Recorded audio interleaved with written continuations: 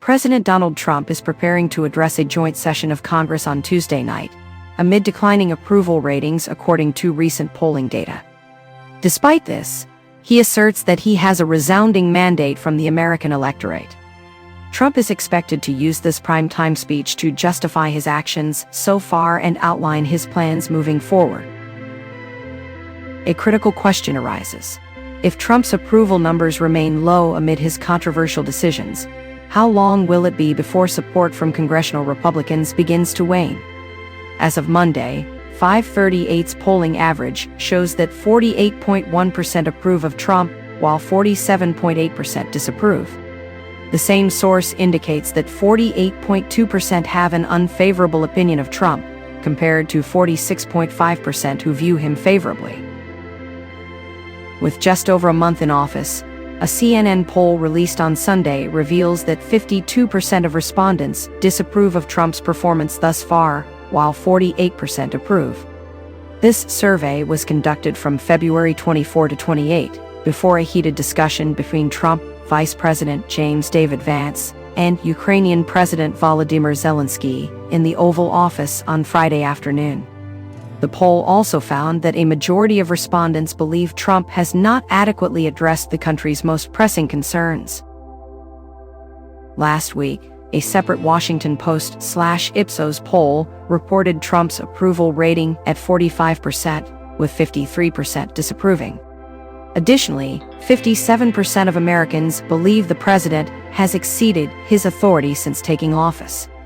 The poll also revealed that only 34% approve of how Elon Musk is handling his role in firing federal workers as part of the Department of Government Efficiency, with 49% disapproving.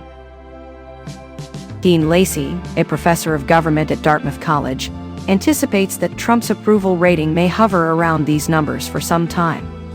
He's probably going to be locked around a 50% approval rating for a while, Lacey said. The approval rating itself doesn't necessarily reflect the depth of sentiment toward him. Even though his approval rating is 50 to 52%, I think about 40 to 45% of the public loves him, and another 40 to 45% despises him. That's unlikely to change much. Regardless of what he does, it would take significant events to cause a shift.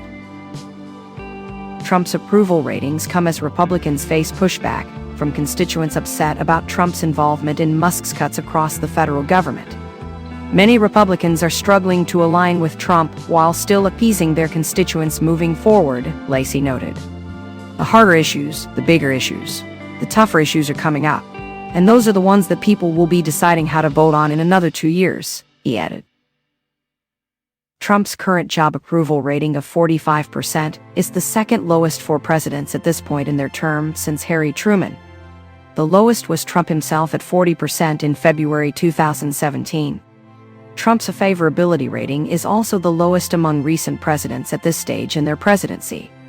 His 44% favorability rating, as found in a recent Reuters/Ipsos poll, is 15 percentage points lower than President Joseph Biden's in February 2021 and similar to Trump's rating of 46% in February 2017. Despite these numbers, the Trump administration is highlighting the president's accomplishments. A recent White House press release claimed that he has already accomplished more than most presidents do in their entire term as he makes good on his promise to usher in the new golden age of America. However, a majority of people, 52%, said that Trump has not paid enough attention to the country's most important problems, according to the CNN poll. 40% said he has the right priorities. 8% were unsure. At the Conservative Political Action Conference last month, Trump stated he had a mandate from the American people following his victory in November and would work to deliver on his promises.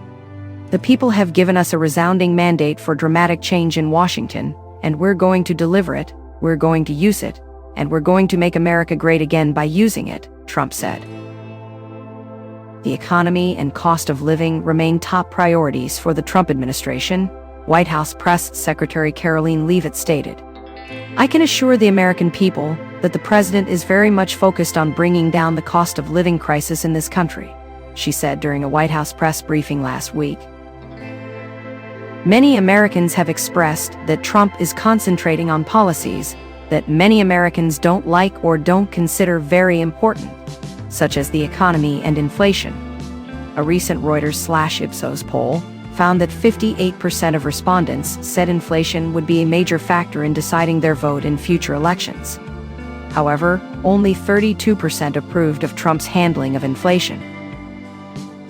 Lacey emphasized that the economy is the most important issue for many Americans, and Trump, who has promised to bring down prices, will need to address it.